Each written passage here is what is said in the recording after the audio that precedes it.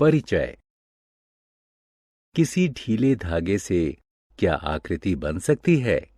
अर्धचंद्र की शक्ल कैसी होती है? आम बोलचाल की भाषा में वक्र का अर्थ है जो सीधा ना हो।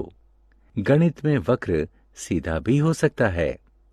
वक्र अपने को काट सकता है और नहीं भी काट सकता। अगर वक्र अपने को नहीं काटता तो इसे साधारण वक्र कहते हैं। उद्देश्य। इस पाठ के अंत में आप निम्न करने में सक्षम हो जाएंगे। वक्र को परिभाषित करना, बहुभुज और उसकी भुजाओं, शीर्ष और कर्ण रेखा का वर्णन करना, वृत्त की परिभाषा और वृत्त के हिस्सों का वर्णन करना। वक्र। राहुल के बनाए हुए दो आकार देखिए। पहले वक्र में ये एक बिंदु से शुरू होता है और किसी दूसरे बिंदु पर समाप्त होता है, लेकिन दूसरे चक्र में ये एक बिंदु से शुरू होकर उसी पर समाप्त होता है। पहले प्रकार का वक्र खुला वक्र और दूसरे प्रकार का बंद वक्र कहलाता है। वक्र में स्थिति। यहां आप एक चलती चींटी देखते हैं।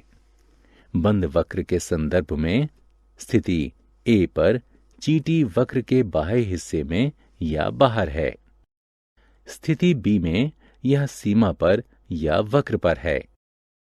स्थिति सी में चींटी वक्र के आंतरिक हिस्से में या भीतर है। बहुभुज को समझना। स्क्रीन पर दिखाई गई ये आकृतियां बंद वक्र हैं। इनमें से प्रत्येक वक्र की शक्ल अलग है। पहले 4 वक्र सीधी रेखाओं से बने हैं और ये बहुभुज कहलाते हैं। कोई भी वह आकृति बहुभुज कहलाती है जो रेखाखंडों से बनी साधारण बंद आकृति हो।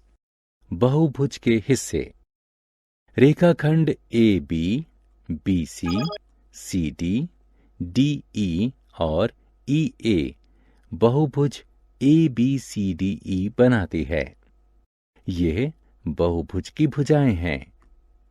कोई भी दो भुजाएं जिनके अंतिम छोर साझा हों वे आसन्न भुजाएं कहलाती हैं, जैसे ए बी और बी सी और सी डी और डी ई और ई ए आसन्न भुजाएं हैं।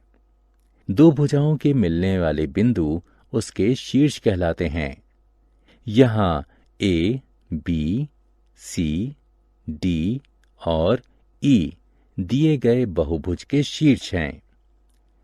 बहुभुज की उसी भुजा के अंतिम बिंदु आसन्न शीर्ष कहलाते हैं, जैसे ए और बी और सी और डी और ई और ए आसन्न शीर्ष हैं।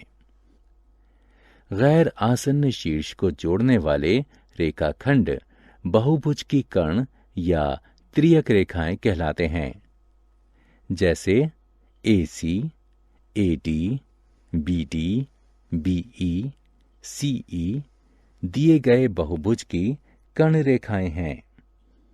त्रिभुज। कोण कोई बंद आकृति नहीं होती। कम से कम भुजाओं वाली कोई भी बंद आकृति त्रिभुज होती है। त्रिभुज में 3 भुजाएं, 3 शीर्ष और 3 कोण होते हैं। दी गई आकृति में ए बी सी एक त्रिभुज है, या ए बी, बी सी और सी ए 3 भुजाएं हैं। ए, बी और सी 3 शीर्ष हैं। 3 कोण हैं, सी ए बी सी और बी सी ए। चतुर्भुज को जानना। पुस्तक का पृष्ठ चतुर्भुज कहलाता है। इसकी 4 भुजाएं, 4 शीर्ष और 4 कोण हैं। चतुर्भुज ए बी सी डी 4 भुजाएं हैं, ए बी सी डी और डी ए। भुजा ए बी और बी सी और सी डी और डी ए आसन्न भुजाएं हैं। AB और DC, BC और AD आमने सामने की भुजाएं हैं। चतुर्भुज ABCD के 4 शीर्ष हैं, A, B, C और D। इनमें A और C, B और D आमने सामने के शीर्ष हैं। चतुर्भुज के 4 कोण हैं, DAC कोण, ABC कोण, BCD कोण और CDA कोण। वृत्त और इसके हिस्से। आइए एक और आकृति का अध्ययन करें। ये एक वृत्त है। ये एक साधारण बंद वक्र है जो बहुभुज नहीं है। वृत्त का हर बिंदु केंद्र से समान दूरी पर है। वृत्त के केंद्र को वृत्त के किसी भी हिस्से से जोड़ने वाला रेखाखंड वृत्त का अर्धव्यास कहलाता है और वृत्त के केंद्र से गुजरने वाला रेखाखंड जो वृत्त के किन्हीं 2 बिंदुओं को जोड़े वह वृत्त का व्यास कहलाता है। किसी भी वृत्त के अनगिनत अर्धव्यास यानी त्रिज्याएं हो सकती हैं। इसी तरह किसी भी वृत्त के अनगिनत व्यास हो सकते हैं। वृत्त पर 2 बिंदुओं को जोड़ने वाली रेखा वृत्त की जीवा कहलाती है। किसी भी बंद आकृति की तरह वृत्त का आंतरिक और बाहरी क्षेत्र होता है। वृत्त का आंतरिक क्षेत्र 2 त्रिज्याओं और वृत्त के चाप से घिरा हो सकता है। ये क्षेत्र वृत्त का त्रिज्य खंड कहलाता है। इसी प्रकार वृत्त का जो हिस्सा जीवा और गोलाई से घिरा होता है वह वृत्तखंड कहलाता है। वृत्त की सीमा उसकी परिधि कहलाती है। वृत्त के घेरे के चारों ओर का माप उसकी परिधि होती है। सारांश। आइए हमने जो कुछ सीखा है उसे संक्षेप में दोहराएं।